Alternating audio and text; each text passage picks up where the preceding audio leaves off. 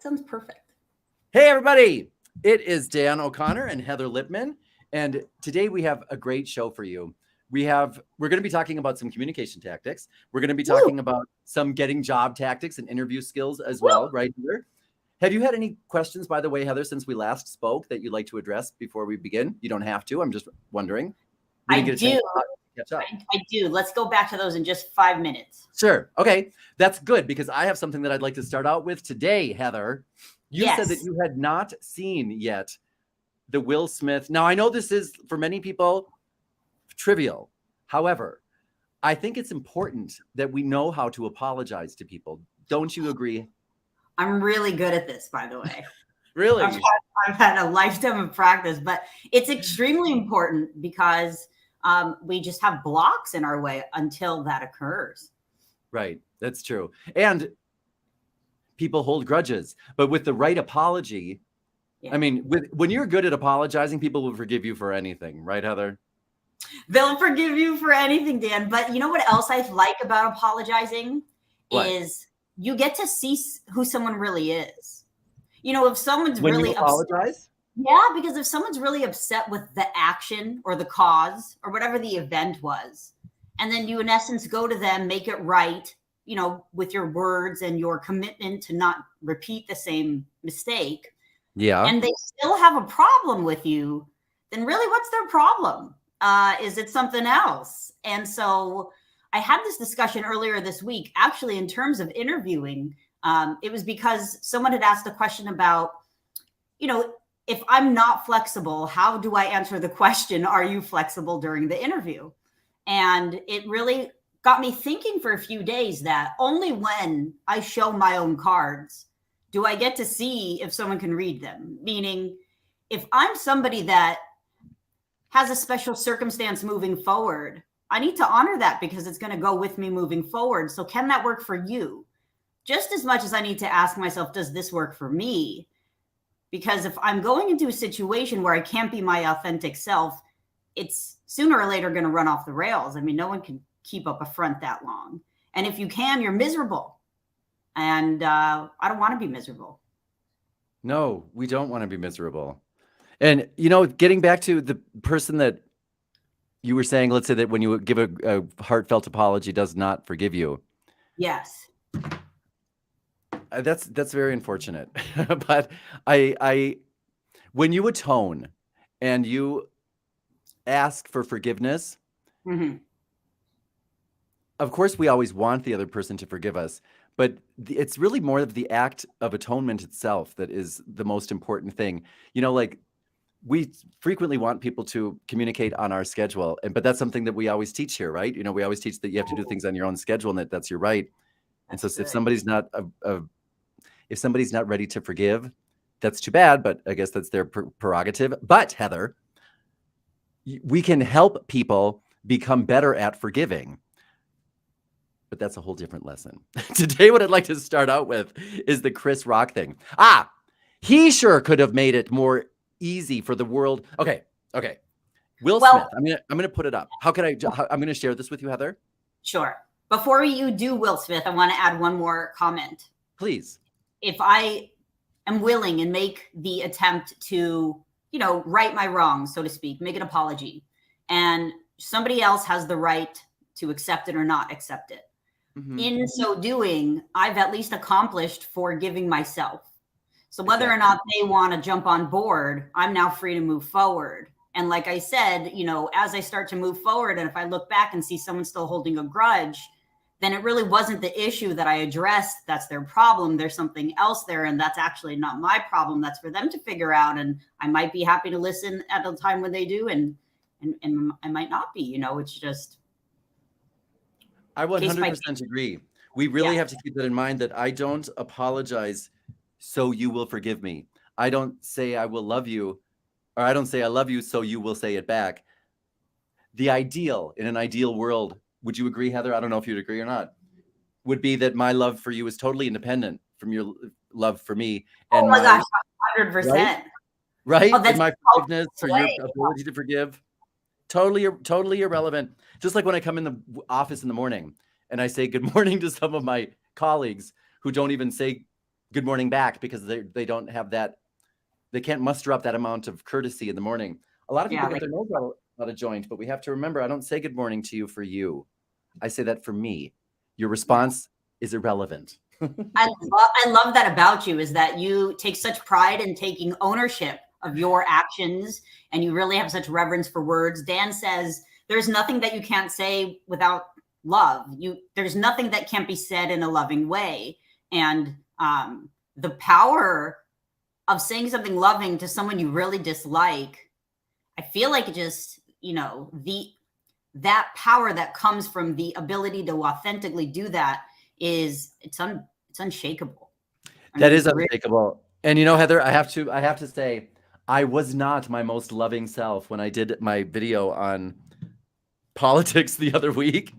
I did not win that battle to show love under all circumstances. So I just wanted to acknowledge that. The AOC one?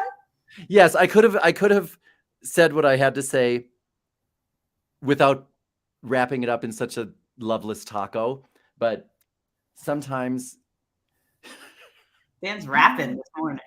I don't know, but I just wanted to acknowledge that for everyone who was like, wait a minute, that does not sound very loving. It wasn't. Well, you know what? I think that's wonderful and amazing. I didn't take it that way from you. I really enjoyed sort of figuring out like your perspective on it. But I mean, you can't deny you're extremely entertaining. So let it fly. Thank you very much. Oh, Heather, we're the best. Okay, are you ready to watch the video? I'm so excited. I haven't seen this, everyone, because I don't watch TV. I'm very strange. I like hand select what I watch and listen to. Okay. So now, this is new. I'm not exactly 100% sure how to do this, but I'm going to try. Okay. So here's what I'm going to do. I'm going to say, I'm going to change. I'm going to do that. Okay, I'm going to do that. I'm wearing my old lady glasses because I couldn't find the other ones. Okay. My new lady glasses have my reflection in them, which it might be distracting for people. No. Okay, wait. Can you see? You can't see my screen yet, can you? No. Wait. Window. No. Okay, entire screen. Chrome tab. Here we go. There we go, baby. So good. Can you see that? I can see it. And prosper. It says sleek and prosper. Why didn't you apologize to Chris in your acceptance speech? I was fogged out by that point. It's all fuzzy. I've reached out to Chris, and the message that came back is that he's not ready to talk, and when he is, he will reach out. So I will say to you, Chris, I apologize to you. My behavior was unacceptable, and I'm here whenever you're ready to talk. I want to apologize to Chris's mother. I saw an interview that Chris's mother did, and that was one of the things about that moment. I just didn't realize, and I wasn't thinking, but how many people got hurt in that moment. So I want to apologize to Chris's mother. I want to apologize to Chris's family, specifically Tony Rock. We had a great relationship. Tony Rock was my man. And this is probably irreparable. I spent the last 3 months replaying and understanding the nuances and the complexities of what happened in that moment. And I'm not going to try to unpack all of that right now, but I can say to all of you, there is no part of me that thinks that was the right way to behave in that moment. There's no part of me that thinks that's the optimal way to handle a feeling of disrespect or insults. Yes, Heather. What happened? So I After don't know the Jada rolled context. her eyes, did she Oh, you tell don't you know to the do something? lead up? I can No. see here he hit Chris It's Rock. like, He hit him, so he physically assaulted him. Is that what happened? Yes, at the Oscars.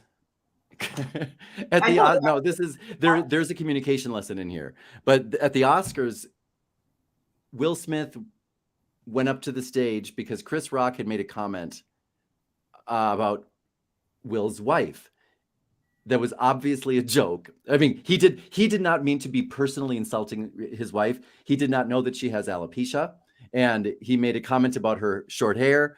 And so Will Smith goes up to the stage and slaps him in the face, and then sits down in the crowd and starts screaming things from the crowd like a baby. You didn't see that? No, but you know what? When you said that, it reminds me of something else I have seen. And again, I don't watch anything, except, hand selected individuals like yourself. But what I have seen before is Will Smith. He hit a reporter who really sort of crossed the line and just went and kissed him during some award show. But he gave him like a little smack, and you could tell Will was totally like just confused by the encounter. And he really just, it took him a moment, you can tell, to see what just happened. Rage. Commenting on that's, I guess, a little bit now of a pattern. The last time I saw Will Smith, he did not have a beard, and he was in like parachute pants on, he was doing in Bel Air, doing the electric slide. Yeah. Okay, but wait. There's only a couple minutes left. Sorry, go ahead. You have to see this, and you have to see what you notice, Heather, about go for it. How could he do this? Maybe it's perfect. I don't know. I made a choice on my own, from my own experiences, from my history with Chris. Jada had nothing to do with it. I'm sorry, babe. I'm gonna say sorry to my kids and okay, my Heather, family. I can't take it anymore. I'm gonna Ralph. Okay, so what did you notice, Heather? Or would you like me to go first? What did I notice about what he said?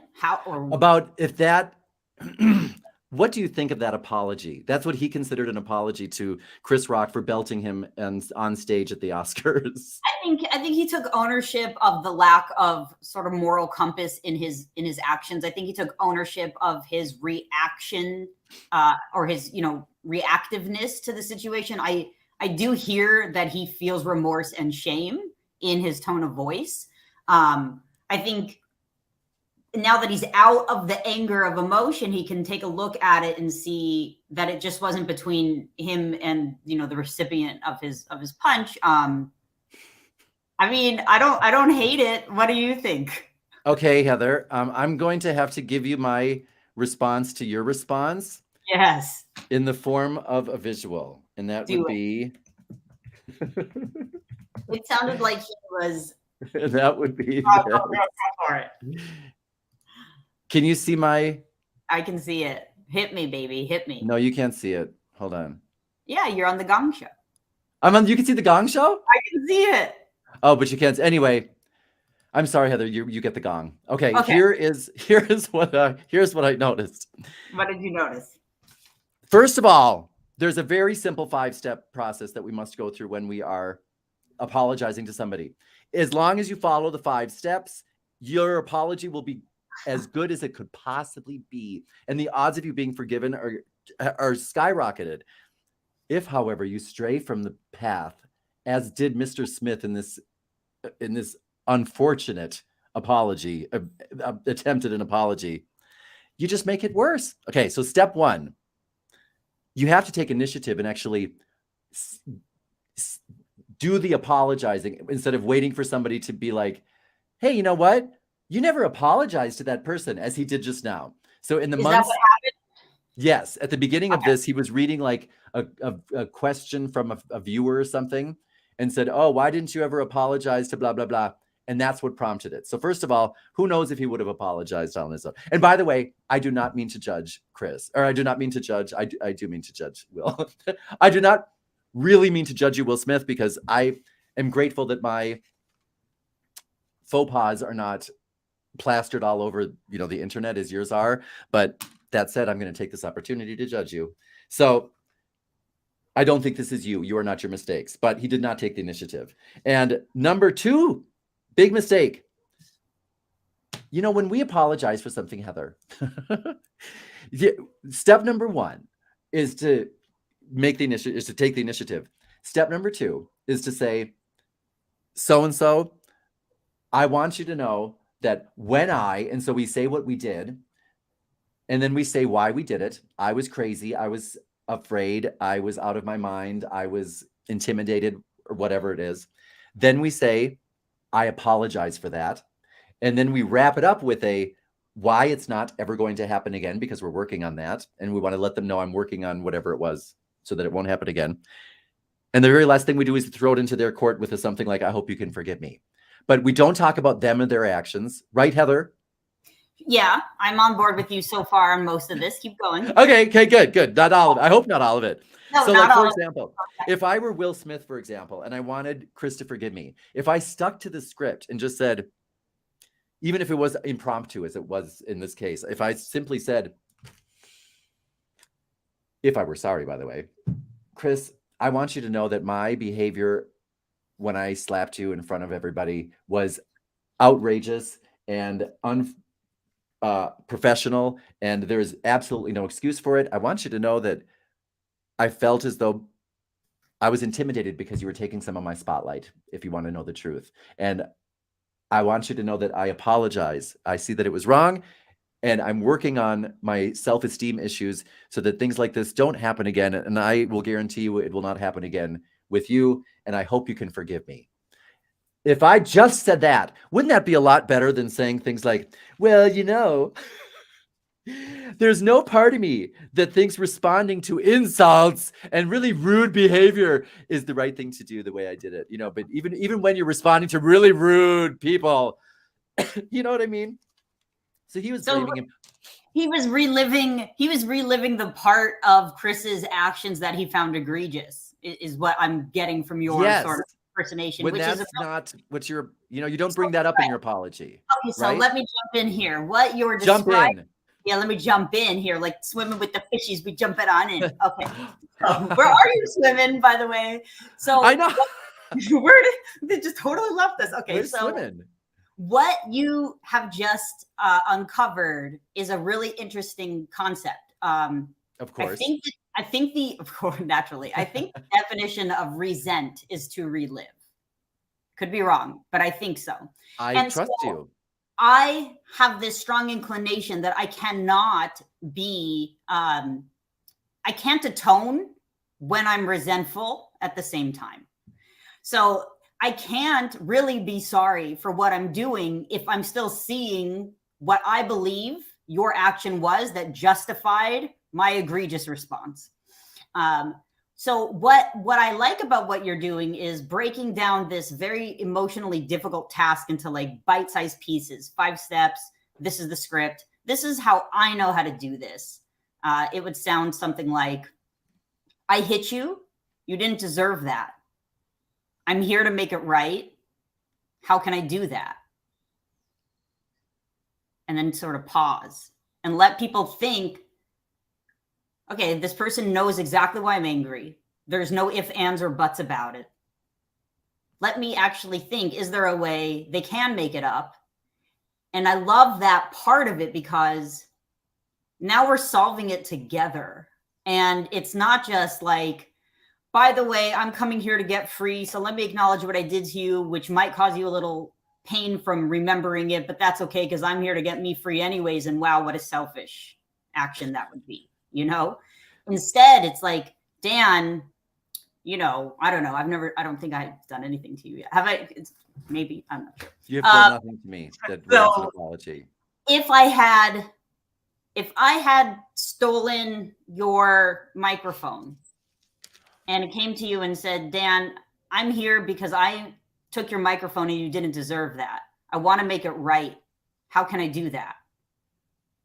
You might say to me, well, give me my microphone back. Give me my microphone back. Why I think this is really powerful is because number one, and it's kind of sick, but like now I'm following your directions.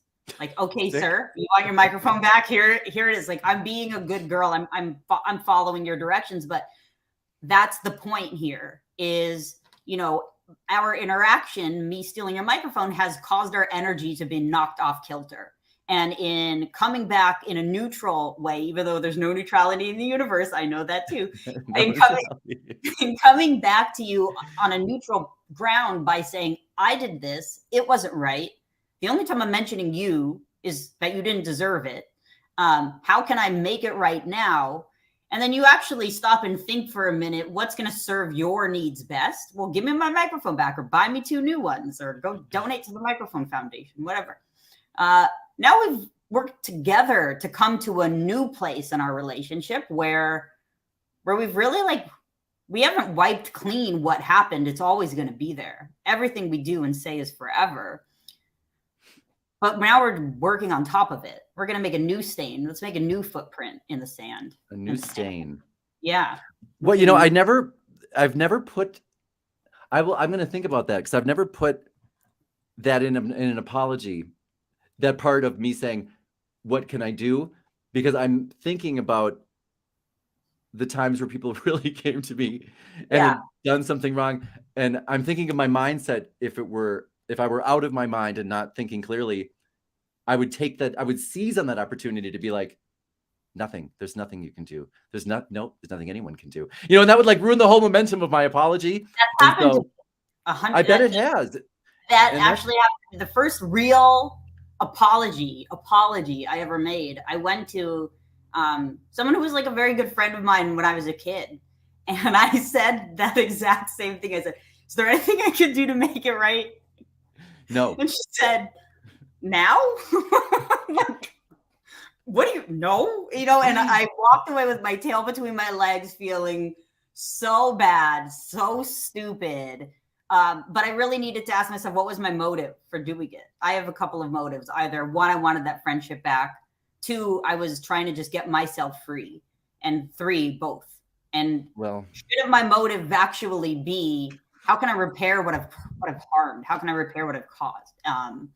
And I think why we don't see this a lot in the professional workplace is because this type of language is very vulnerable language, and that can be construed as, you know, grounds for legal action. If a manager was to go up to an employee, they just ripped a new one last night and said, you know, I understand that I emotionally and verbally abused you yesterday in front of the whole team. That wasn't right. What can I do to make it right? You know, some employees would be like, well, I'm calling Larry H. Parker right now, and I'll tell you how you're going to make it right. H. Parker. There's 1 P in it, LIPMAN. Just make the checkout there, you know. Oh, wait. First of all, we have to say hello to Coacher Doggy. Hello, Coacher Doggy. And thank you, Kevin Phillips. And Jorge Baeza. Jorge Baeza is one of our main sponsors. He sponsors almost everything. Yep, he's a big sponsor. We love him. We appreciate you, Jorge. No, we love him even more than appreciate. You know what? I do love Jorge. You do. I love you. Yeah. And by the way, hi, Carol Goldstein. Goldstein. Either one. And thank you, Baldwin. We don't have any. We don't have.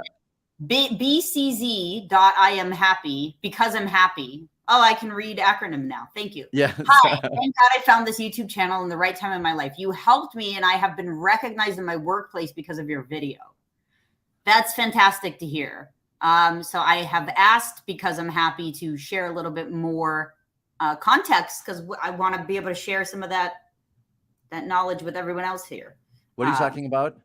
Because I'm happy made a comment. Hi, at 11:16 a.m. Uh-huh. I can just do that. There we go. Yep, you just click on them. Great. By the way, the StreamYard. This is like the most amazing platform. StreamYard, yes. If we do not so far have any deal with StreamYard. However, Isn't it a great service? This is such a great service, and you just did another great service right now with this. Subtle disclaimer that Dan just went out here. We don't have a deal with StreamYard. We don't. We do not. We sure enjoy one. And we can promote it all the time. I mean, look at that cute duck. But okay, like Dr. Phil says, Miranda, you are absolutely right. You got to own your actions. Simply put. By the way, Tater Tots, I love your name, and I just had a flashback to tater tot casserole when I was in Fargo, North Dakota, going to a Christmas party, you do not know. If you've not ever had a tater tot casserole, you do not know. Story of my life hitting home. Love it. Resentment. Let's I had a comment from a couple of people earlier in the week about, here, I'm pulling it up one second. Julia Galliano asked, who says that there's no neutrality in the universe? Uh-oh. Well, I guess I didn't give much context, but this is what Dan means when he says there's no neutrality. And if I'm wrong, that means that's me who says that. Great DOC. I have a feeling Galliano's going to prove me wrong. Well, no, in Dan's context, when he's saying this, what he's talking about is when we subject ourselves to toxic environments, toxic conversations, and folks oftentimes, and it's so funny because I had this conversation with my mom yesterday. Hi, Mom, if you're listening, this one's for you. She said you should talk about it. Here we are. See, hey, Melody. It's Melody, yes. Right? Hi, Melody. Melanie. Yes. And so I told Melanie that Dan says that, you know, when you're listening, when you're in toxic energy, there is no way to circumvent it. People will say, "Oh, I don't let it get to me. I don't let it bother me." It goes one in it goes in, right? Keep it up.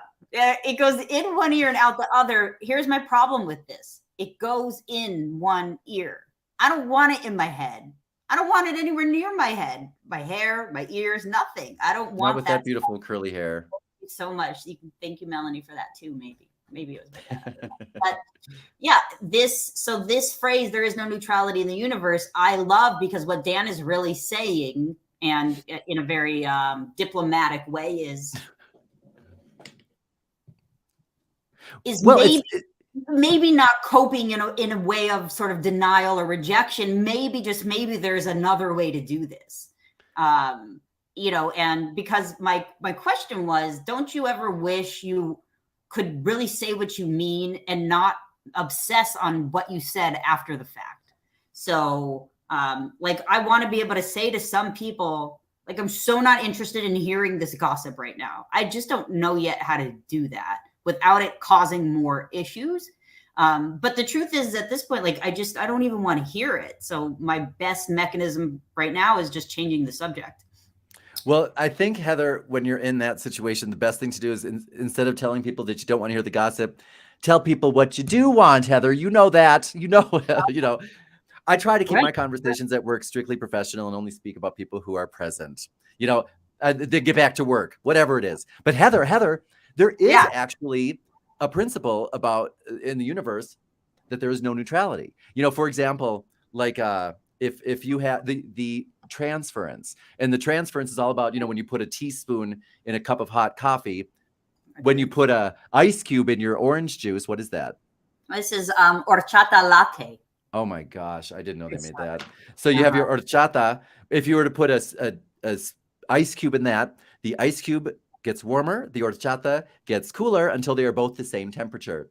Yeah. There's no neutrality. We are always either conforming to our environment. And if you place a potato in a diamond box and kept checking back on that potato every million years, one or two things is going to happen. That potato is going to look more like the diamond, or the diamond's going to look more like the potato.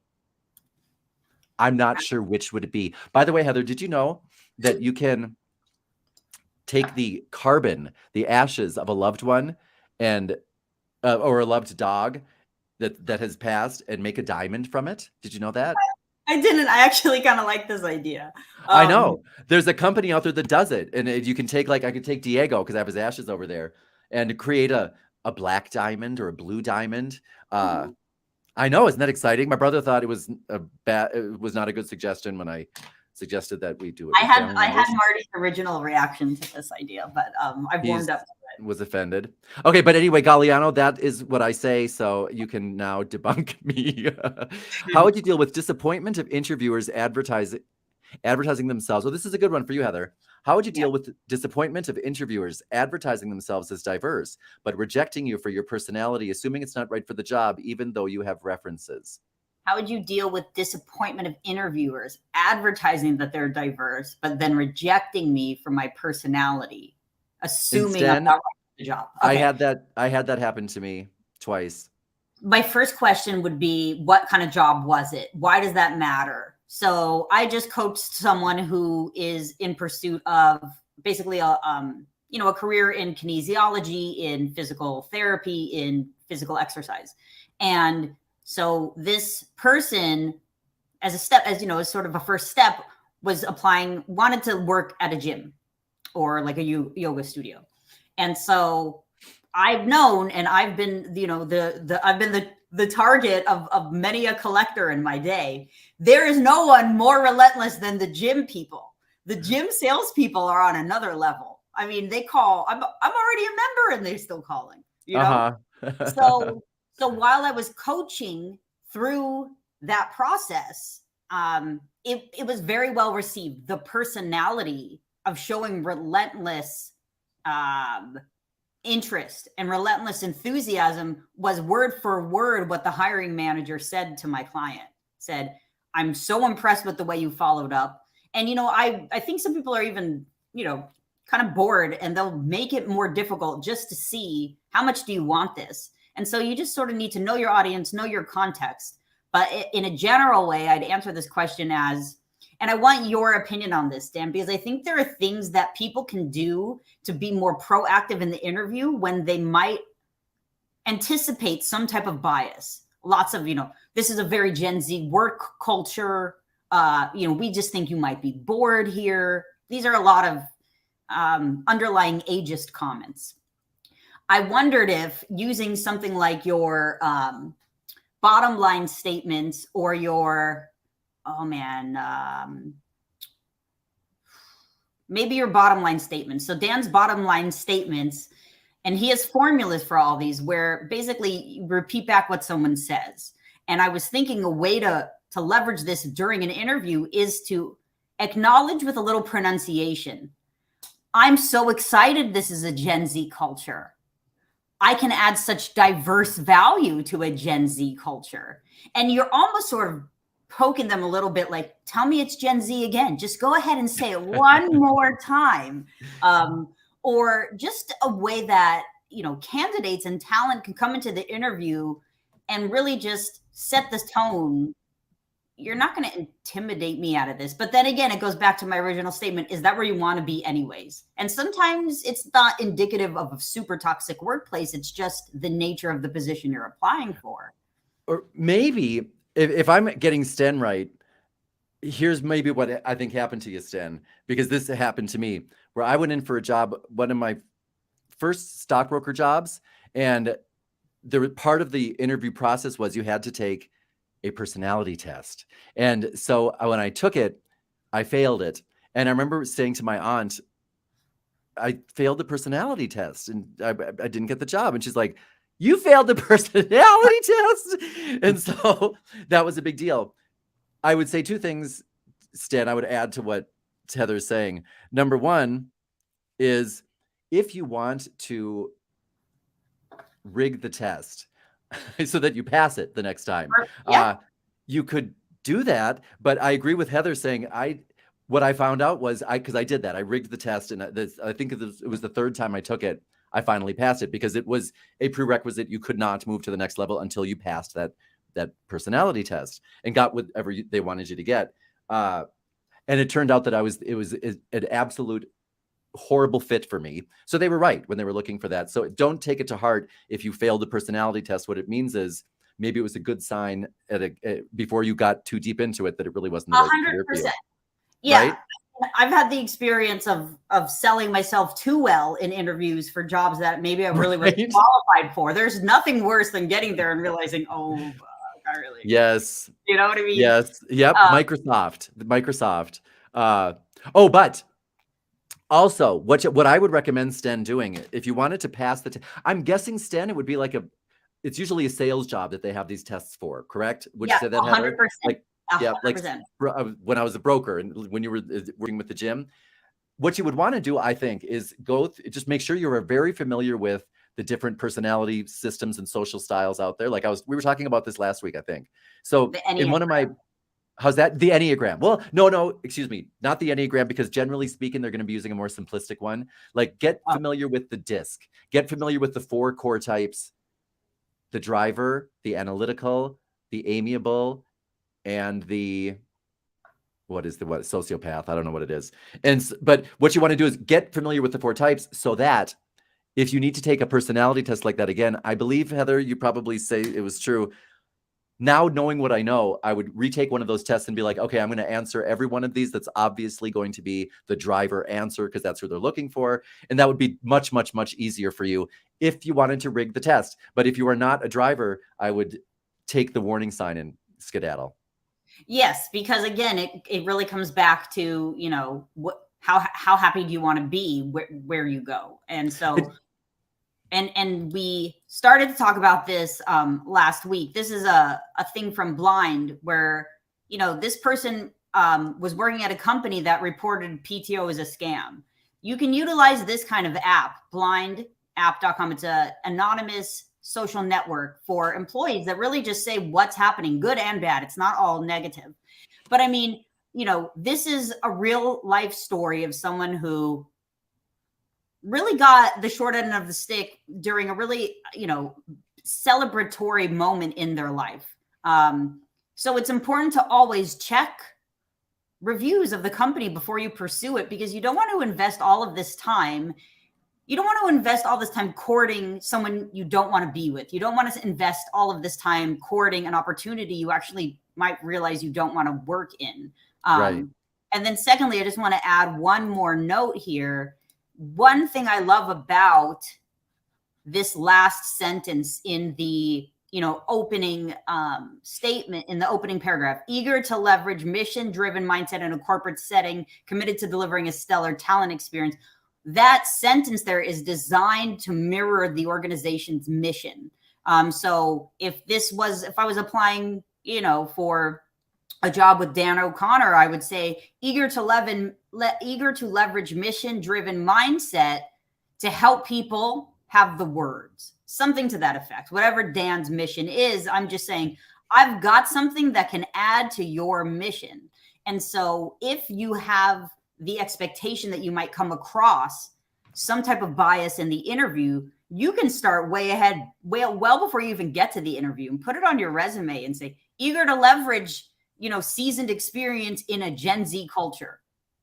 Then you get to the interview and they start telling you it's a Gen Z culture and maybe you'll be bored there. And then you actually have some evidence to say, but hold on, you knew that's what I was going for. It's on the resume you read, which garnered the invitation into this interview. So why don't you try again? Maybe there's something else. Again. Why don't you try again? Man. Because, interview woman. You know, and then when they read that on your resume, they're going to say, okay, you know, Joe and Bob and Mary or whoever is, you know, crusty old people on the hiring team might say, we can't use that one with this one. Now what do? We can't use that line on this one. Maybe we just should stop. You know, I mean, at least you're just showing them that's probably not going to work with me. You know, it's not okay today. That's not okay today. And by the way, Sten says it makes him cynical. I understand, Sten, but and Sten, we want to ensure that we're not bringing any energy other than attractive to a new prospect, whether it's a person, an interview, an opportunity. People call me all the time, completely frantic. They've been laid off. They're convinced people are buying vans because they're going to live in them one day. I mean, like totally, like really like going off. And I'll say, this is not how you're going to get your new job. You literally must take 72 hours. Don't look at anything. Go on a run. Go play with your kids. I don't know. Go cook a meal or whatever it is that makes your heart happy. You need to indulge in that and then come back to the computer. Then, by the way, speaking of vans, living in vans, if anybody knows of a new modular home that's particularly cool these days, I'm looking to put a new one in the garden and I'm looking for a modular experience. Now, by the way, Coach Your Doggy says, how would you apologize to a customer that received the wrong order in her package from the mail?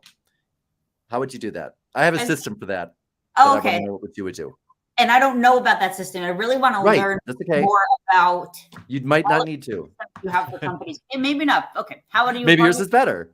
So sorry you got the wrong package in the mail. We've done X, Y, and Z to correct it. Thank you. Have a great day. That's great, Heather. And you were on the spot. So that sounded Yeah. very lovely. I think Hey, one of the things sorry you received the wrong item. We've sent out the correct one. You should have it in 3 days. what tricks, let's give Coach your doggy some, I'm trying to. I know you are. Give some specific tips that you can add to that to make sure that you're just going for it every time.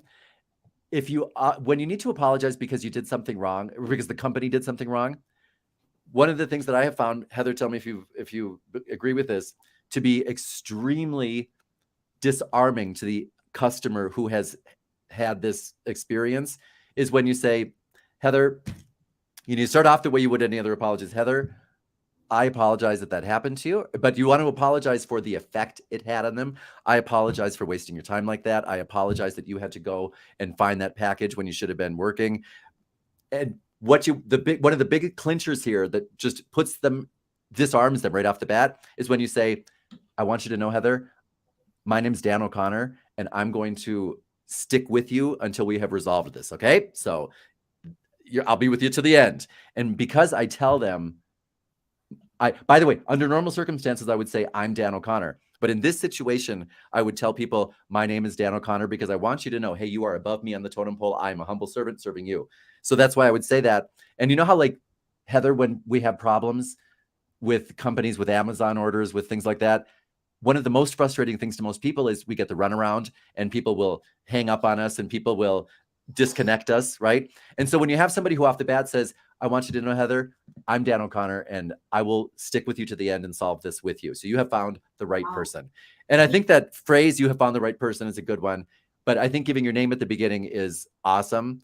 So you know why I like that, Dan? Yeah, tell me. Because I want to know if I need to call back again, that I want to reference, well, I spoke with so-and-so last week. And so when you automatically offer your name, what you're saying is, I am comfortable being visible in this interaction. Exactly. I'm telling you up front, I'm not going to hang up on you like people normally do. I'm not going to hide and try to skirt. Right. So I'm giving you. I'm stepping up. Right. I'm giving you the ammo that if this goes wrong, you'll be able to take me down by way of complaint to my manager, Heather Lippman from Los Angeles.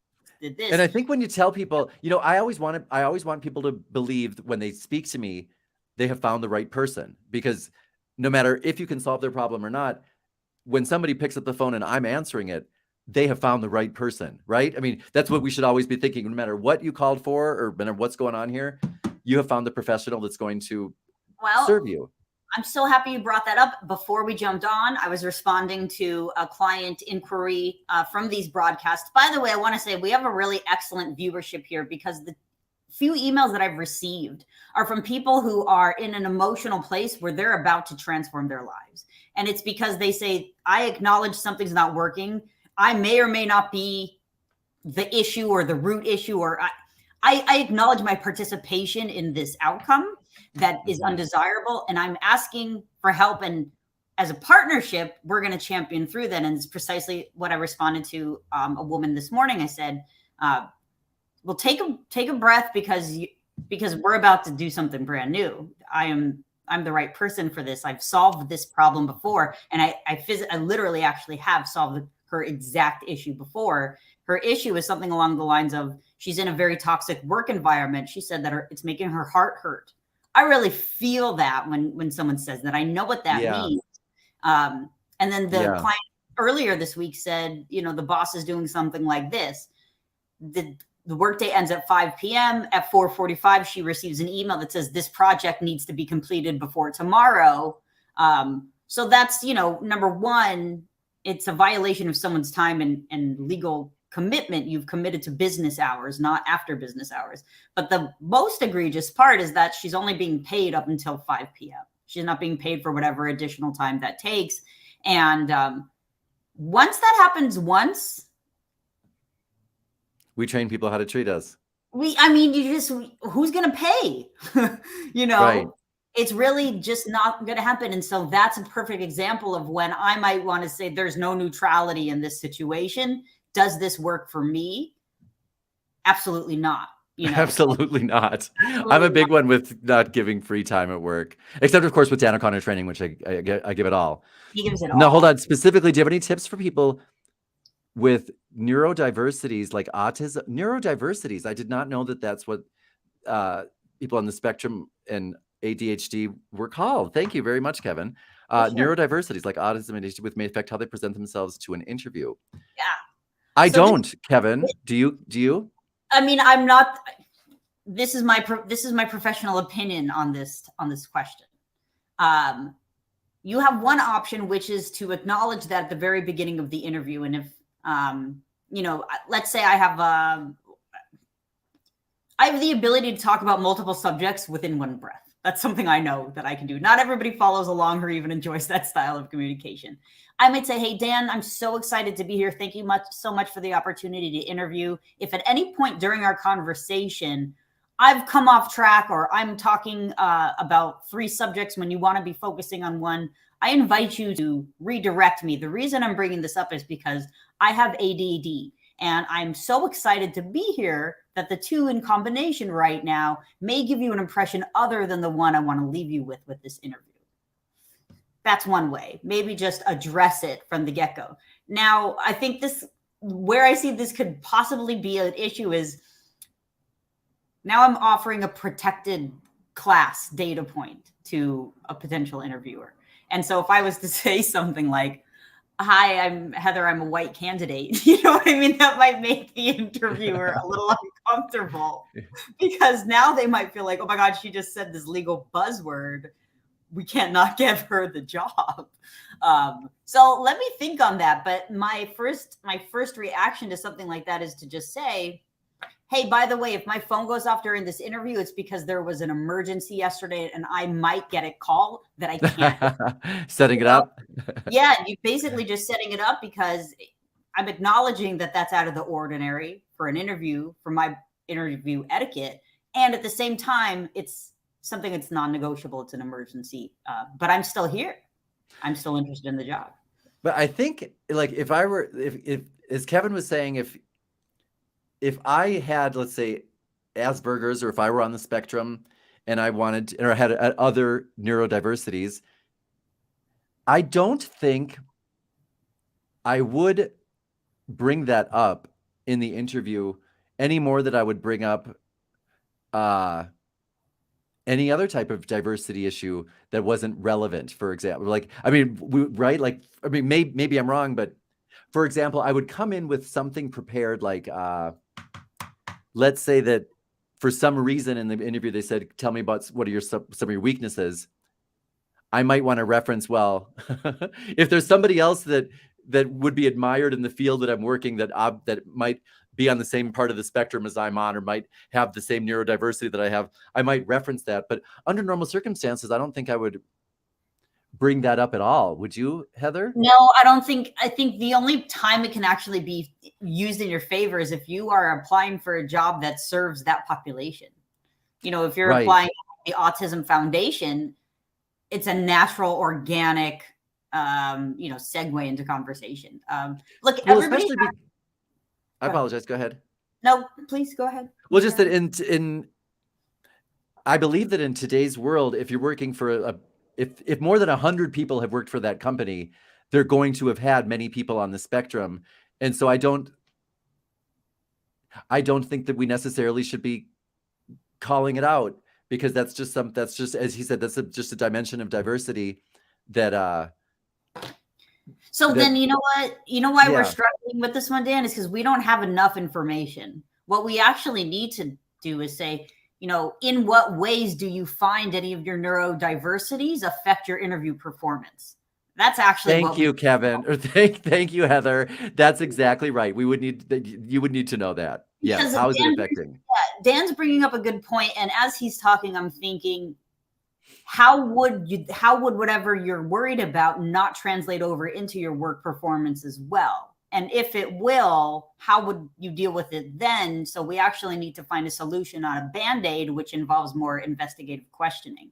And I've seen this pattern actually all week long, where, Dan likes to diagnose the pleasure. I like to diagnose the pain. It's so it's a different it's a different approach, but I like to understand more so where's the bottleneck. Dan is masterful at helping people instantly transport into their like neurochemically happy place, because he's just he's a cognitive magician like that. I am. Yep. And I would argue an alchemist, so to speak. I would argue Dan and I are on the exact same neurodiversity spectrum. Oh, by the way, Heather, yes. I believe I just got a ray of light. Maybe what Kevin was talking about, and maybe you could elaborate just a little bit, Kevin, is do I have any tips for people who are on the spectrum or who have neurodiversities during an interview to make it more likely that you will get the job that you want? And I do have tips for that. In my Step Out of the Shadows and Speak course, I believe the reason that was so popular, and by the way, Kevin, I have always been and am still a magnet for people who are on the spectrum and people are of different neurodiversities. And so I have a special affinity for teaching people and marrying and hanging out with. Therefore, in the Step Out of the Shadows and Speak program, it's really focused on little visual cues that help people begin the sentences so that they can finish them more easily, that help people during an interview, for example, have a guide that they could stick to and a focus that they can get back to if they tend to stray. So I believe visual cues are key, Kevin. And if you go into an interview with visual cues, there's nothing wrong with using them and making it, you don't need to hide it. You know, if you go into an interview and you have, as Heather, what should we have? We should have for example, our leather portfolio, our leather portfolio, our yellow legal pad. And I might have some cards right there on the top of my leather portfolio, or maybe inside when I open it up, so that during the interview, I can glance at them and use them to help navigate that interview. Do not be afraid to use cue cards during conversations, during speeches, during interviews. This is great. By the way, I think the kids are using this stuff now. You know, I think they are just but let me tell you about what's so fantastic about this is that while you're on a Zoom video interview, you can have whatever you need propped right up against your monitor. Yeah. That's actually one way I really make use of a new resume, is have that open while you're interviewing. So when they say, tell me about a time, you don't actually sit there and go, you just do a glance down, you see your bolded achievement, and you instantly jump into the story about how you solved a problem. You can do that with notes on the company. You can do that with notes on your interviewers. I could be looking at Dan right now in this little camera ahead of me and looking at his LinkedIn at the exact same time. I'm scrolling. Hold on. And Heather doesn't even know that I have these little cue cards. Tell Heather I like her hair, and then put curly curls. But so funny. I do think, Heather, maybe you'd agree with this. Visual cues are key in terms of when you're going to put cue cards and notes up. I get this from many different places. When I'm leaving a note, Kevin, if I want to remind myself to make sure to say this before the interview's over, if I want to remind myself, if I could ask this question, here's how I want to answer it. When we are flustered in those situations and you look down at your notes, it's very easy to get lost, right? So if I think to myself, oh, I had that in a note someplace, especially during that type of emotional situation where you're tense, it's very difficult sometimes to find those notes. Even if you just have 3 note cards, you can't decipher which is the one of the 3 that you're looking for. Therefore, put little pictures on them. You know, draw a little picture.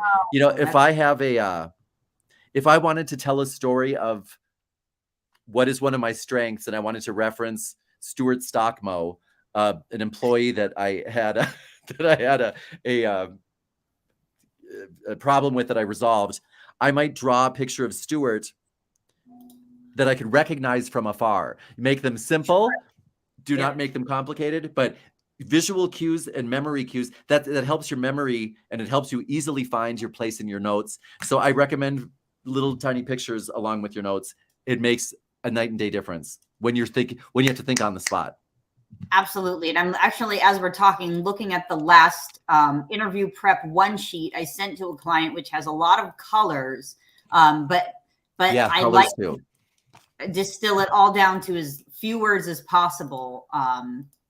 Actually, I heard a great coaching tip this week, which was ask questions in 5 words or fewer, which is very difficult to do, but it just creates such clarity and precision. And to Dan's point, if you can use a picture like a clock hand or a stop sign or some curly fry looking hair, Heather. there you go.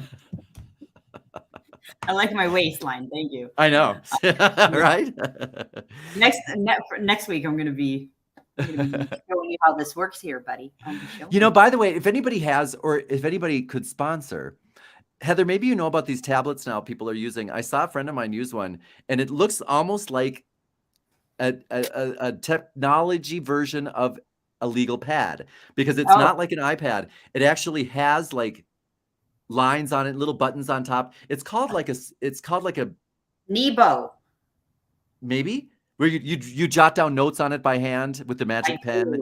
I'll show you right now. And then you'd have different pages on it. I knew you would know. You know everything. Okay. While you're looking for that, Kevin Phillips, accommodations to ask for a study prep tip. Like that. It looks. Yes. Where'd you get that? What is that? This is called Nebo, Nebo, and so I even technologically advanced. I even made a Dan O'Connor folder. Look, right you wanted to shame me today, didn't Dan's you? Dan's material, right there. Dan's material. Look at that. Thank you. What is this? It's a Nebo. Yeah, and so what I can do is put that in the mail and send it to me.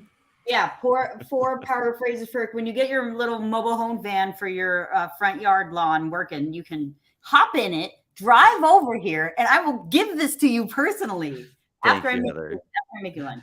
Thank Jean, you. Okay. Oh, wait. Yes. Oh, wait. Do you have any ideas for tiny? Thank you, Joelle. Have any ideas for how to respond to tiny little doses of disrespect given over and over again by a coworker? Yes, Joelle. Pray for Joelle. By the way, you're welcome, Galliano. The law of thermodynamics. I have to look that up, Coach Doggery. You did. You already know it. It's when you put your spoon in your hot coffee and you have transference. Oh, okay. And transference. Yes. By the way, Joelle, yes, I believe if you were talking about, when you say little doses of disrespect, it sounds to me like you're talking about passive-aggressive little doses where people are going to be making just little remarks like, yeah, or maybe this time, or I hope so. Little tiny passive-aggressive comments, right, Joelle? And is that me? That's you. Go ahead. Sorry. Thank you.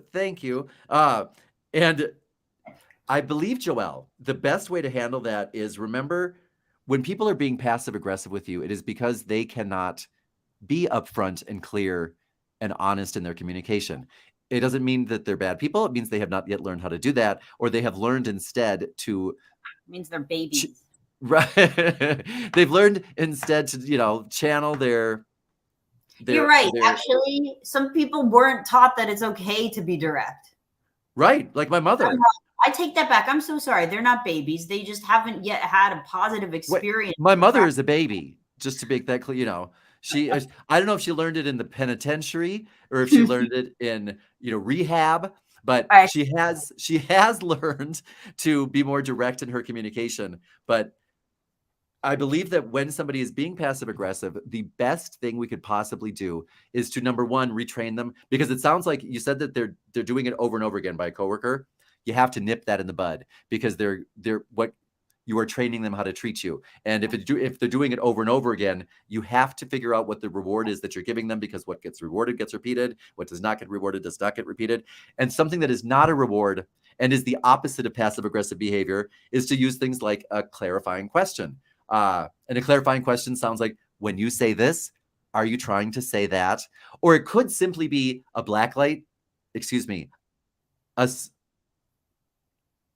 spotlight question. A spotlight question sounds like, are you trying to? Just a one sentence It begins Oh, with, that's are a you good trying one, to? Dan. That's really great. You know, Dan's he has a broken record rule or a backtrack rule where so let me see, like hold up my little post-it note character you're drawing of me. So Dan, when you draw me that way, are you saying I have a nice bust and small waist and big booty? Well, Heather, I guess Dan, is that the I conversation you want was. to be having on the air? Dan, is that conversation, is that really appropriate to have here in the office, Dan? No, it is. We talk No, like that. it's I mentioned not. that. Oh no, lift And him I up. apologize. Thank you for bringing that to my attention. And I'm going to be talking to my mother about that in our Go to group your conflict session later go, on. go to your basement. I'm going to bring you. I'm going to bring you to the. I'm going to give you a tour. All I ever want in life, seriously. But Okay. Yes. but that's it, right? Like did you have anything to add to that, Heather? I did. Thank you. See, I totally got myself off track, meandering into who knows where land. Okay, so Okay. when this is happening repeatedly, this is a manifestation of the principle that there is no neutrality in that type of situation. And what I mean by that is you can't just let it go in one ear and out the other, because eventually you're going to have your fists clenched. Someone's going to be taking their earrings off, and all of a sudden the parking lot's going to be the new water cooler. So rather than get to that point, I believe the best approach is to it's not pattern interrupt, but interrupt that. Yeah, it is. Interrupt pattern, and basically say something like, let me think. If the comment was, oh, somebody's in a great mood today, you could say, maybe confront and say, so you're acknowledging I'm in a bad mood by broadcasting I'm having a bad mood, or that was a bad example. That was a good example. When you acknowledge someone's motive, they shut up. Because all of a sudden you've cut through that passive aggression and showed them precisely how sneaky their aggression is. And why don't you, it's almost like pulling them up by their shirt and saying, yeah, let's talk.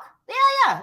Well, it's like when we talk about shining light on the battlefield, yes. Like people will talk about the shadows, hence your right. Yeah. I mean, I don't want to rise above battles if they're presented to me, and I don't want to battle it out with people, but there's always more options. And one option is to illuminate the battlefield and really shine light on what's going on. And when you do that, and you just, I'm going to give Joelle spotlight questions. I just, instead of giving you options, just the one spotlight question, they always begin with, are you trying to? So say that out loud with me, Heather. Are you trying to? Say that again, Heather. Are you trying to? Say that again. Are you trying to? Right? So now, Joelle, if this is happening a lot from a coworker, I'm going to guess that you're not in the habit of saying, are you trying to insult me when you say that? Are you trying to insinuate that I am not the best one for this position? Are you trying to make me feel bad? Are you trying to draw attention to my unfortunate bad mood? Are you trying to make me feel worse about this? So, and like what Heather was saying, all I'm doing is calling out the behavior, bringing it to light. And I'm not even having to be nasty at all myself. I'm simply clarifying. Are you trying to insult me when you say that? Are you trying to belittle me when you say that? It could be that. And then if people do. Sorry, I got excited. Go ahead. Yeah. Now, what about just that's belittling? I feel, well, actually, you have another one. When you do this, I feel like this, but you also say no one cares about what you feel, think, or believe. Yes. So, now, I would use it's. So we have this, to know our venue. I think what's the most neutral, despite the fact there's no neutrality in the universe, would be to say something like, when you call attention to the bad mood I'm in, it doesn't make it better. Or, I'm actually in a good mood. What am I doing that gives you the impression I'm not? A lot of time, passive aggressive comments are just a desperate attempt to get your attention and throw you off guard. I mean, maybe ask a clarifying question. That's so interesting. You noticed that, Dan. What exactly am I doing that gives you the impression I'm in a bad mood? Or can you give me an example? Or those all seem to be valid. I think we just have to have options, because most people do not have any options. So when these situations arise, all they do, all we do as people, when we don't feel like we have options, is we just go right down into where they are at the moment. And oh yeah, you're going to be nasty to me, I'm going to be nasty to you. And that just doesn't get us anywhere, right? So I think, yeah. But it depends on how much we want to really talk about it, with the people. Speaking of, let's move along, because we're already at 2:05. Let's get some, these are really important. They happen everywhere, not just in the workplace. As you go through your week, everyone's homework is to write it down and then send it to me. Wait, I was advised to sell myself in the interview, and I went for an interview where the interview was talking nonstop details of the job. How can I sell myself without interrupting? Well, you have to be present. If they want to talk about the details of the job, you want to talk about how well you accomplish those details of the job. So you're not changing the subject off of their topic to sell yourself. You're presenting yourself as the solution on the details of the job they're discussing. Sounds good to me. Yeah. I'm trying to wrap through the final questions. Let's do it. I'm going to say that's the wrap with that. With Kevin Phillips, here's one of the things he clarified a little bit. In my case, Kevin Phillips is in the tech industry and he has a lot of quality experience, but he doesn't think he always answers the questions asked in the right way to give the interviewer what they are looking for. So Kevin, tell me if you agree with this, Heather. Yes. If that's what you're finding you're doing, let's say you're talking too much, you're not answering the right questions, have a simple guide, like a script in front of you where you say, for example, step number 1, I directly answer the question. Then maybe at the end of answering it, I summarize. And then number 3, I ask the interviewer, does that answer your question? Always. Love that. Because if you have that in front of yourself to remind yourself to do that every time. Did that answer your question? And by the way, do not forget there's patterns in responding to the questions at the beginning. Let me see, before I answer that question, let me see if I got it straight. Before I answer that question, let me clarify it to make sure that I understood and that I heard you correctly. Not we want to phrase that correctly, but so we could say to some, right? So that if we did that and then at the end reiterated, did that answer your question? That interviewer will know that you are doing everything possible to answer the question. And if they don't get the answer, that is their fault now. And I'm just going to add one more point to this, because this happened to me 2 days ago. I was on the phone. Essentially, I was being interviewed and I wrote down, we weren't on video. We were on the phone. Even if we were on video, I can still at the same time. Was it me? Was I interviewing you? Was I the one interviewing you? Absolutely. And so any question Dan asked me, I wrote down and I had it on the Google Doc open right in front of me. And as I started to go through my own professional experience, I'm picturing every job I had. I'd come back, boom. Now I know what I'm supposed to be looking at within every job I had. They wanted to know. And so, yeah, I did. And she actually, it wasn't Dan, obviously I'm saying she. So what she said to me was, thank you for answering my question in every single experience you recounted. Like, she made it a point to notice. She said that. 100%. Great. 100%.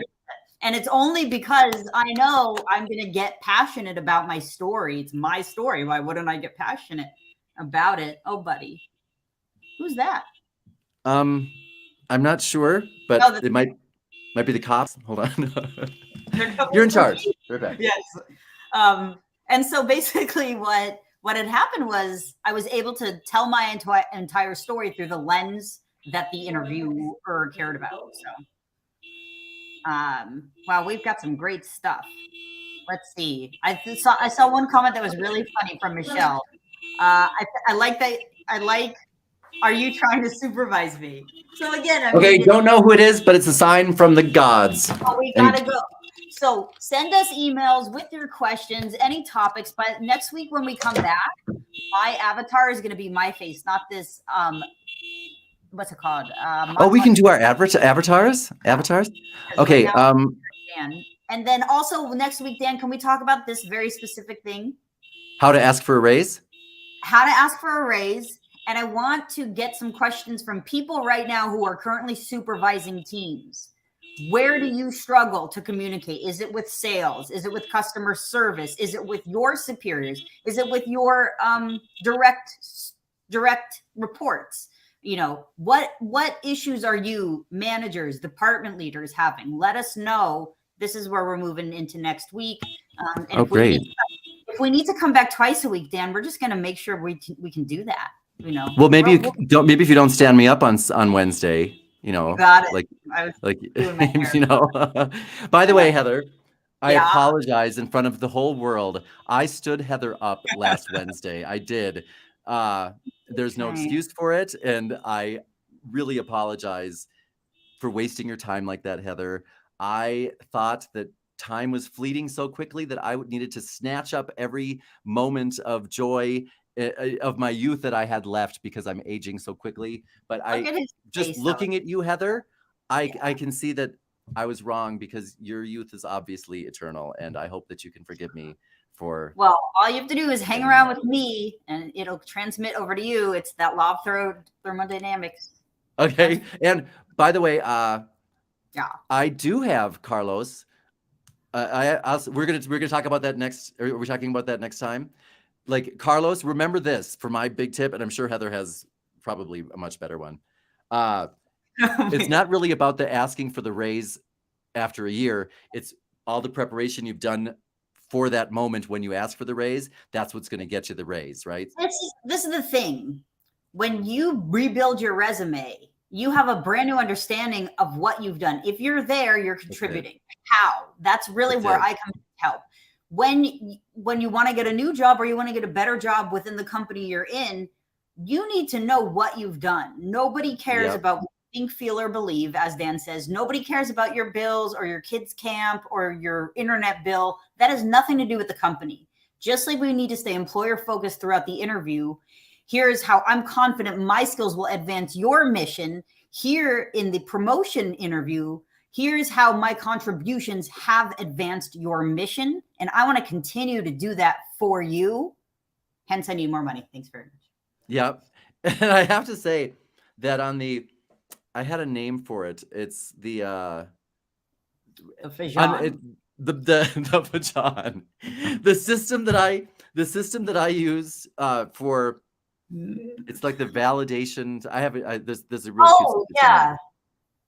Well, I call it, it's a blend, actually. We have a new one. It's like a value matching validation delivery statement. Oh, wait a minute. It is the value validation vehicle. The value validation vehicle. I can tell you, wait, who said this? I lost you. Cool Breeze. No, Carlos.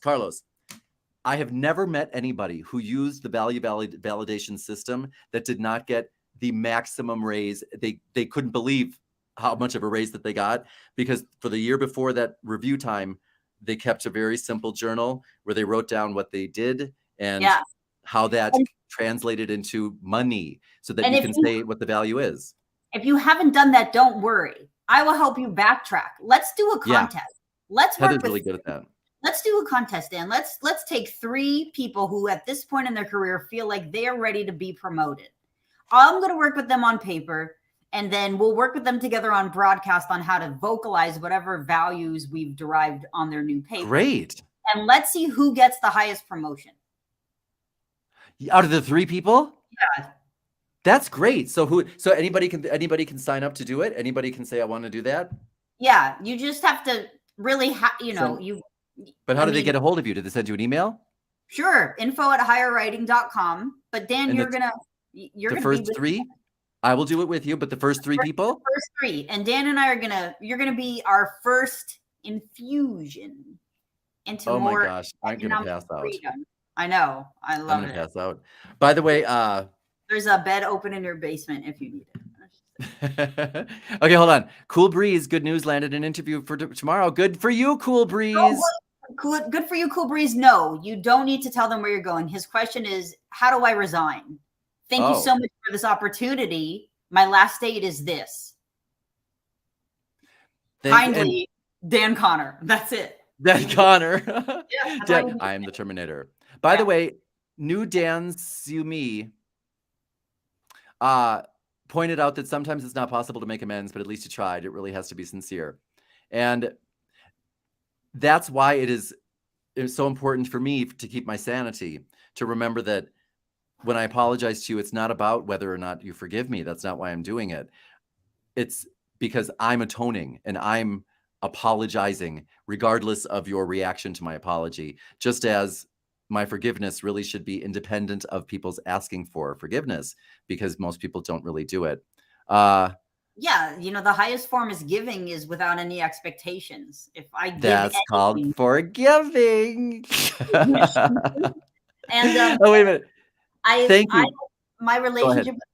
relationship with my higher self is the most important relationship I have. So everyone can go, as long as I'm right with my higher self, that's it. That's all really that matters. And when I walk that line, everything falls into place. See, I would say that, but it wouldn't be true, because my most important relationship is with my mother. Well, I love her on another level. And what's that crowd? You'd like Gene to come on the broadcast one time? That's true. We need to get. Oh, by the way, like Johnny Depp showed Amber. Yes, that's right. Heather, I didn't tell you. We are going to have, because I'm all about tell me trying to skirt my own responsibility and, so, and get other people to come on here that will talk. So I have a child death investigator coming on, she's the nation's, I believe, #1 death investigator. And she's going to come on because she was really interested. Her name is Sharon O'Connor. And she was really interested in, but she really is the nation's top death investigator, child death investigator. Dan. She really watched the Amber trial and took note, and really she has a very keen eye and can tell you things like, oh, here's what that reveals. So she's going to come on, I believe sometime this week. She agreed to. Are you trying to insist I can't do my job? Exactly, Joelle. Are you trying to say I can't do my job? And then, by the way, Joelle, when people say things like, when you say that to them, be prepared for them to say things like, no, I'm just kidding. Or yes. Be prepared for everything, which is why you want a full bag of tactics. If they were to say yes, you can always throw out a duct tape question. Well, interesting. Why would you ask that? Why would you say that? Why would you do that right here in front of my colleagues? Why would that's a duct tape question? I didn't know that. There are 4 duct tape questions, Heather. Heather, are you a good dancer? Yes, buddy. Okay, Heather. Okay. I can't drive your car. Drive your car. Okay. And now say, that's interesting. Tell me more about that. That's interesting. Tell me more about that. Okay. Now say, that's interesting. Why would you say that? That's interesting, Dan. Why would you say that? Okay, now shoot your guns. Shoot your guns. Bang, bang. Shoot your guns, bang, bang. Shoot your guns, bang, bang. Okay, and now say, that's interesting. Why would you do that? Or why would you ask that? Say that. That's so interesting. Why would you ask that? Or why would you do that? Why would you do that? And as you say that, adjust your shirt, Heather. Adjust your shirt. Okay. Now, if you have those 4 phrases, that's interesting. Why would you ask that? Why would you say that? Why would you do that? And that's interesting. Tell me more about that. You can navigate any conversation and respond to anything. Just like if you have those 3 dance steps, you can dance to any song. If you can just drive your car, adjust your shirt, shoot those guns, bang, bang. Drive your car, adjust your shirt, shoot those guns, bang, bang. Drive your car, adjust your shirt, shoot those guns, bang, bang. And so if you have those 3 moves, Heather, that's all you need. You can look super fly on every dance floor. Do you know what else? What? Last thing, and then I'm going to hang up. I'm going to hang up first. Okay, hold on. This is another key question I learned this week. Okay. And what else? Is there anything else? Silence. When would you ask that? I'd say, Dan, so when someone comes to you and says, I don't know the comment that she would respond to that says, are you implying I can't do my job? You don't think I can do my job? You might want to respond with something like, what's on your mind? Nothing. I just don't like the way you work. And is there anything else? And I also hate the way you dress. And is there anything else? And I really hate my life and I'm done. I mean, eventually you're going to lead them back to their own truth, which they're they're almost in like a question answering hypnosis. But when you really probe, just like the way I like to get to the root, what are the symptoms of a diverse neuro existence, whatever, this person said earlier. When someone's making a passive aggressive comment, they're inviting themselves into your den if you're willing to lovingly respond back.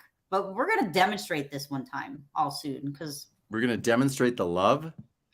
And we're going to by the way, go ahead. The basement. Oh, by the way, I wanted to end with, I'm going to be doing a quick video, because Heather, I think I've had this question a few times recently. How do you handle with people interrupting you at work, especially in the situation where, let's say that you are at a table with a colleague, you're in the lunchroom. Pay attention to all of these little details. Okay, Heather, you ready? Get it together. Okay. So you're at a table in the lunchroom at work, talking to a colleague during lunchtime. Okay. Another coworker comes up and says, "Hey, what are you guys talking about?" and interrupts you. Or it could be a similar scenario where, let's say you're at a company Thanksgiving extravaganza, and it's after work. You're with a colleague at a small table. You're talking, having a private conversation. Somebody comes up and interrupts you. What, if anything, do you do to stop people from interrupting you like that? You could just say, "Excuse me," with the hand up, which is, sort of one way to do it.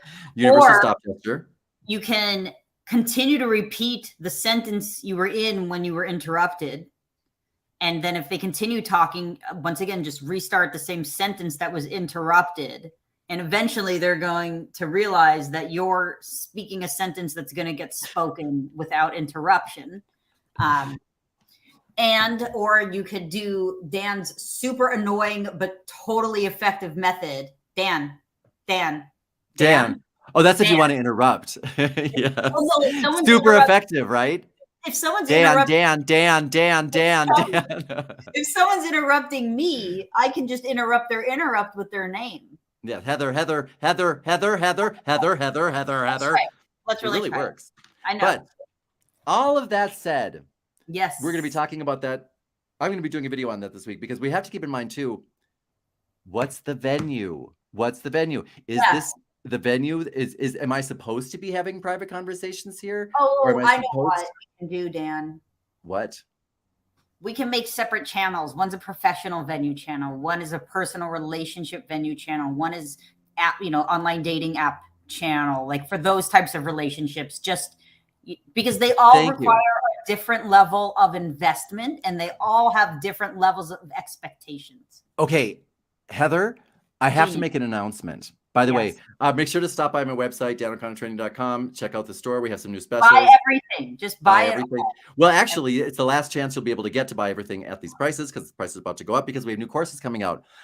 I was talking to my cousin Kathy, and I have a special knack for writing online profiles, and I would like online dating profiles. And I can't think of the online profile that did not get the person overwhelmed with dates as soon as I redid it for them.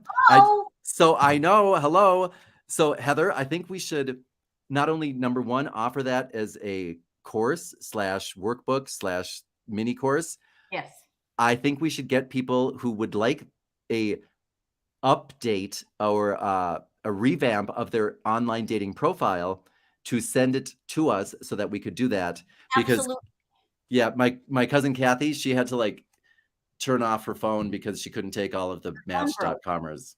Her phone broke because there was a stampede of eligible, employed, attractive. Yep. So if you two would like a revamp of your, more than anything else, I want to see if we can get some hard numbers to say we can tell you that we will get you X amount more people wanting to date you after this course. % more. Yeah, Dan can bring 100% more dates. I can bring 100% more jobs. Yep. Well, that'll work. And the strategy is not Never mind. I thank you, Heather, for all of your time today. I really Thank you appreciate so that. much for having me, Dan. It's always such a privilege and honor and fun time here with you. Thank you to all these, I don't know, viewers, followers, people. These are like- subscribers and followers, depending on the platform. But you know what, Heather? I have to thank you for mentioning that, because speaking directly to subscribers and followers, I apologize for having dropped the ball and not putting out a video last week or like the week before. So I'm going to put out 2 videos right now. When I say right now, I mean in the next few days.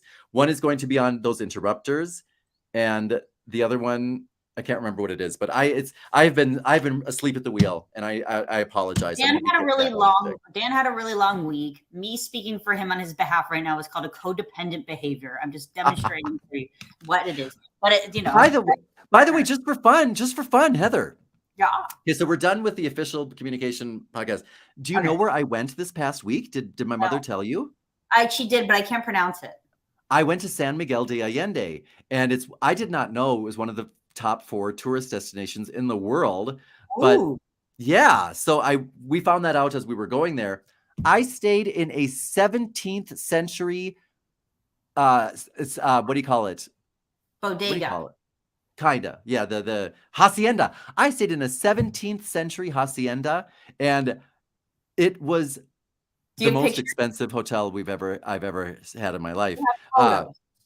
Do you have photos? I do. Oh, good. Let me see. And it was, for anybody who has not been to San Miguel de Allende, I can see why it's the top 4 destinations in the world. It is like walking through a time capsule. The whole city is from the 17th century, and it's like a couple blocks away from, or blocks, a couple hours away from my house, and it's been preserved so beautifully. It's a good example of people working together and deciding our city is going to be spectacular, but we all need to work on it. I mean, there's not one cigarette butt on the ground, not even after I threw my cigarette butts on the ground. I was going to say, well, then Dan O'Connor was not walking that day. Right. They picked him up. So, Gene, do you know about this habit? Gene, we got to work on this. I don't know. But wait a minute, I'm showing you pictures. So anyway, if anybody watching this has been thinking about going to San Miguel, it's a little bit of a jaunt because there's no major airport right in it. But you can fly into Guadalajara and take a bus. It's a few hours. I just cannot tell you how satisfying it is to walk up and down those streets and think, I didn't know that my neighbor, Mexico, had these types of riches. Have you ever been to St. Petersburg? No, but what prompted you to move to Mexico? And I really want to ask you a whole bunch of questions one time. Well, my mother, Can we do it next week? I have to sign off. Goodbye. Oh, no. Yes. Let's do like a tour show sometime this week, so that it can be like an added either bonus or torture for those who tune in. Okay, people, let's make this happen. Donate some money so I can go fly to Mexico and only donate enough for me to get there and not come back. What? So you want a ticket? Okay, yes. Send her frequent flyer miles. Really, Heather. It is. Yeah. Heather, I'm going to show you. I'll show you. Hold on. Okay. But wait a minute. In the past, when we've seen like the $3.99 and the $9.99, aren't those donations from people? The what? Don't people donate here in the chat? They do. That's not a donation, Heather. That is a bonus for a job well done. So yes, people will contribute. People will contribute. Me over here to Mexico like this. Let's bonus me over. We could do a special Go Fund Heather page. Or let's bring Dan to Los Angeles. But I think you should look up San Miguel de Allende. Let's do it. Yeah, there's a video that'll come up on YouTube it is, as my mother said, it's like a big version of Ajijic, where I live. There's a few streets like that. I would not say it's like that, but it's the most spectacular place I have ever seen. Except for, I have to say, the hotel that we stayed at, straight up pulled a fast one. They pulled the old switcheroo. Well, they did a bait switcheroo on you. They did, and they charged us if they charged us an extra $200 American extra. All So right. that was the most expensive room I'd ever had. The But- bonus band heard it all. But wait a minute. I had something to tell you specifically about the room. I can't remember. That's okay. Hold on. That may be, but you can tell me next week. Okay, I'll tell you next week. And until then, Perfect. this is Dan O'Connor. Oh my gosh. And he lives in the basement and nobody knows. Nanu. Perfect. Bye-bye. This looks- I'm Thanks, waiting for you to hang up on me. Have a great week. I don't like hanging I up. have food in my mouth on a live broadcast. I'm hanging up on Dan, not you. Hang guys. up. Thank Bye. you.